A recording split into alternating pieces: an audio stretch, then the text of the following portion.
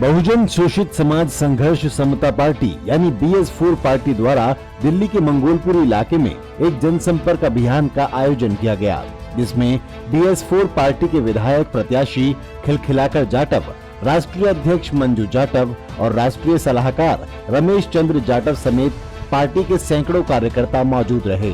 इस दौरान मंगोलपुरी की जनता के बीच जाकर प्रत्याशी खिलखिलाकर जाटव ने वोट मांगे और पार्टी के कार्यों की जानकारी देते हुए जनसंपर्क अभियान चलाया। नमस्कार, आदाब, सत श्री अकाल। मैं दीपक कुमार इस वक्त मौजूद हूँ मैं मंगोलपुरी विधानसभा में और मेरे साथ BS4 पार्टी से प्रत्याशी खिलखिलाकर सिंह जाटव मेरे साथ है, जो आज अपनी पद यात्रा कर रहे हैं। और सर से हम बात करेंगे और पूछेंगे क्या कुछ मुद्दों को लेकर वो जनता के साथ चल रहे हैं। जी, किन मुद्दों के साथ आप जनता में जा रहे हैं? हमारा सबसे बड़ा मुद्दा यह है कि महिलाओं की सुरक्षा, युवाओं के लिए रोजगार और आने वाले भविष्य में आप देश को किधर लेके जा रहे हैं, देश के भविष्य को बचाना हमारा संघर्ष। इन मुद्दों के साथ हम लोगों के बीच में, जनता के बीच में। यहाँ की मुख्य समस्याएं क्या है जिन्हें आप सबसे पहले हल करेंगे? मंगोलपुरी की सबसे बड़ी समस्या है नशा। मंगोलपुरी विधानसभा के अंदर नशे की बहुत बड़ी समस्या है, जिस पे हम काम कर रहे हैं। मैंने जब यहाँ से उत्तर पश्चिम दिल्ली से लोकसभा का चुनाव लड़ा तो हमें ये समझ में आया कि इस क्षेत्र के अंदर सबसे ज़्यादा नशे की समस्या है, महिलाओं की सुरक्षा की समस्या है, महिला सुरक्षित नहीं है, उसके ऊपर हम काम कर रहे हैं। इन मुद्दों के साथ हम क्षेत्र में। एक सबसे बड़ी प्रमुख समस्या यहाँ पे नशे की है।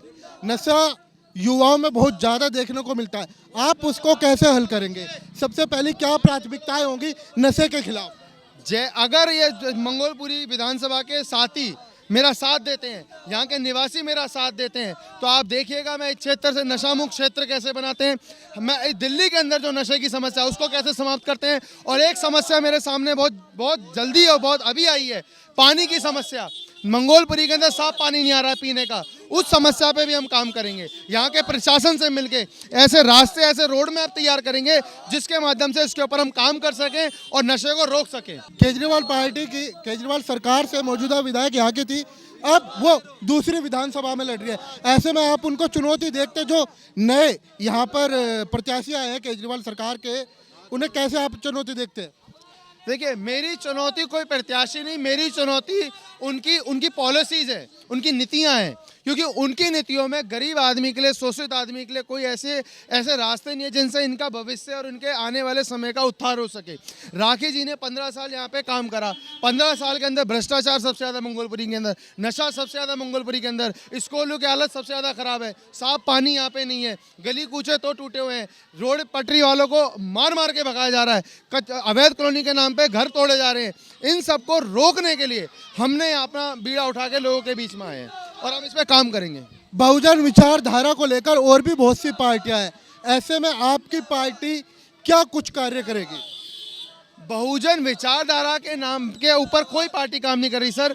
बहुजनों के नाम पे समाज को बरगलाने का, गुमराह करने का काम करा जा रहा है। हमारी पार्टी और हम बहुजन मूवमेंट के माध्यम से, बहुजन मूवमेंट के आधार पे एक ऐसा मूवमेंट खड़ा करने का काम कर रहे हैं जिसके माध्यम से देश के अंदर भाईचारा स्थापित हो सके, स्वतंत्रता स्थापित हो सके, एक ऐसी व्यवस्था स्थापित हो सके जिससे देश के अंदर हम लोगों को बचा सकें। अभी आप जनता के बीच में जा रहे हैं, क्या कुछ कह रहे हो? जनता सबसे पहले उम्मीद कर रही है कि हम उनके लिए वो काम करेंगे जो किसी ने नहीं करा। हम उनके लिए वो काम करेंगे जो उन्होंने हर बार विधायकों से, सरकार से उम्मीद करी, मगर अब आप देखिए इस पारा की हालत देखिए जिसके आगे से हम निकल रहे हैं। ये हालात है, ये इस तरीके से हम देश का उद्धार करेंगे। इस तरीके, आइए मेरे साथ, ये साफ सफाई, इसको देखिए, ये साफ सफाई है।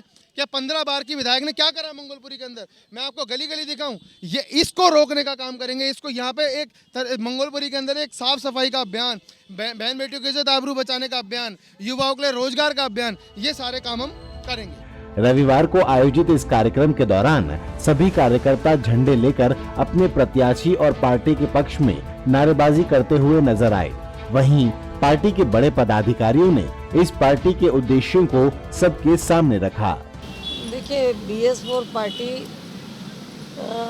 ये समाज में जो इस टाइम माहौल बना हुआ है तो उसके लिए बनाई गई, ताकि लोगों को एक ऐसा मंच मिले जहाँ से वो अपनी बात रख सकें।